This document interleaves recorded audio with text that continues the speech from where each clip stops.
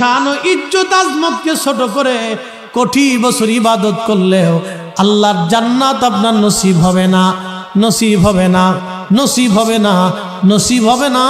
সামনে আসতেছি, বয়ানের মাঝে বলে দিয়ে যাব, খুব মনোযোগ দিয়ে। তার মানে কি, মসজিদগুলি চাকচিক্যময় হবে কিন্তু ইমানদার দিলওয়ালা ইমানওয়ালা মুসল্লি পাওয়া যাবে না। আরে কি চমৎকার কথা! 1450 বছর আগে রাহমাতুল লিল আলামিন কি দামি কথা বলে দিয়ে গেলেন। মসজিদে উচ্চ সুউচ্চ মিনারা হবে, বড় বড় মিনার তৈরি হবে মসজিদের কোণাতে। আচ্ছা আপনারা এবার বলেন তো, নবীজি 72টা কিয়ামতের আলামতের একটা আলামতের দুইটা আলামত, মসজিদকে কেন্দ্র করে 3টা আলামত বললেন। একটা আলামত, মসজিদ অনেক সুন্দর হবে, চাকচিক্যময় হবে, বহুতল বিশিষ্ট হবে।